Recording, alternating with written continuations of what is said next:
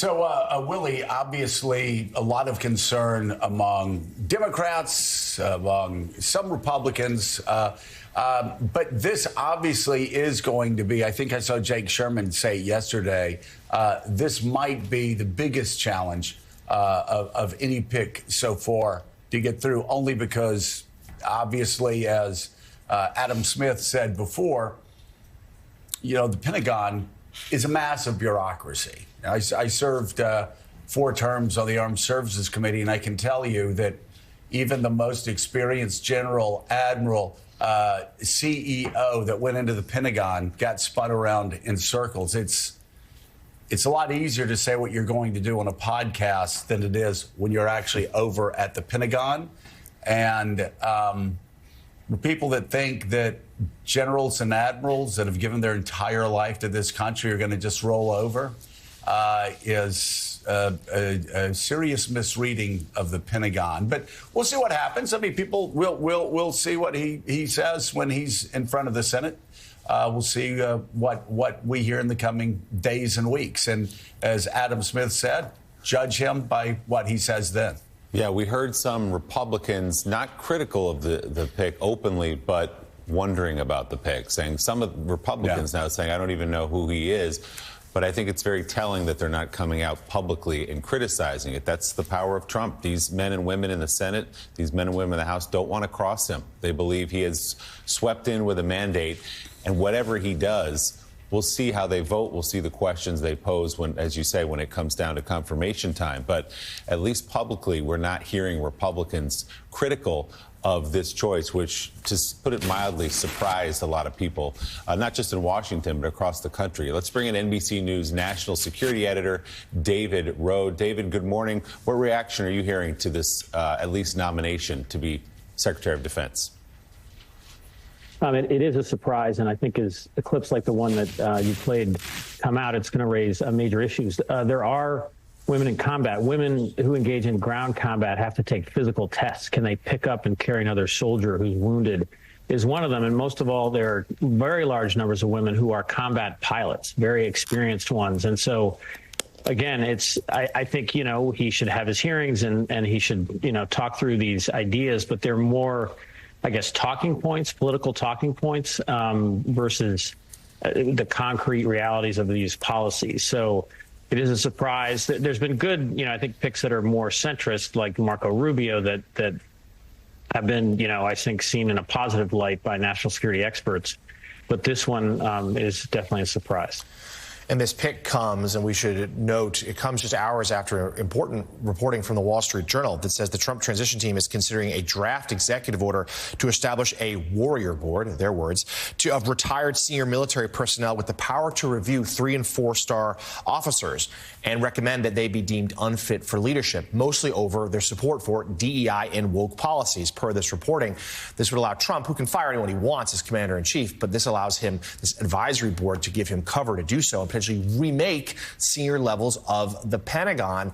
And Jackie, Pete Hegseth's appointment would be a part of that if he does indeed lead the DOD. He is someone, as we've just rolled through some of his comments about women in combat. Just now, we played a clip there. He spoke at CPAC. I mean, he's a very political figure here, a partisan figure in his Fox News perch. So let's talk about the possibility that this might be the pick that Republicans do have some questions about. Republicans in the Senate likely a rubber stamp for most of Trump's nominations, but this one might be different. How do you see it play out?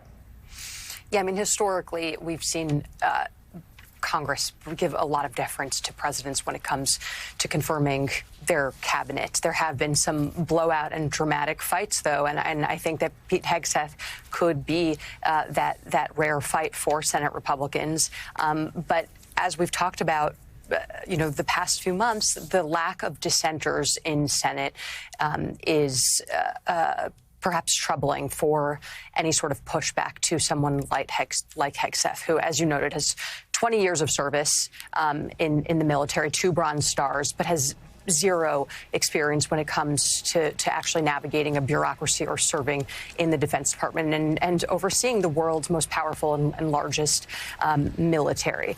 I think that this is going to be the first test of who ultimately stands up to Trump. You know, we were just talking about how Trump has gotten involved in all of these battles that traditionally president-elects have not gotten involved in, such as picking the Senate majority leader, weighing in and essentially ushering and facilitating this media campaign and a Make America Great campaign to try to tap someone like Rick Scott, who would then be expected to implement something like recess appointments, which would allow Trump to take this expansive approach to executive authority and presidential power and allow him to usurp the Senate in order to make someone what they would call a recess appointee. So essentially, they would serve in the job for a year without formal Senate confirmation, where it only takes a simple majority to push someone through, like Pete Hegseth. But if you have people like, you know, Susan Collins, Lisa Murkowski, there are a few people left who are going to put up a fight. People who are not isolationists, are, I don't know if I'd necessarily call them interventionists, but people who certainly wouldn't support comments Pete Hegseth has made in the past and positions he's taken, such as being one of the leading forces, we shouldn't forget this, who lobbied Trump to pardon war criminals. So, David Rohde, let's expand this out. And this will be the last question because we have so many picks to get to. It was quite a very busy day yesterday in Mar-a-Lago.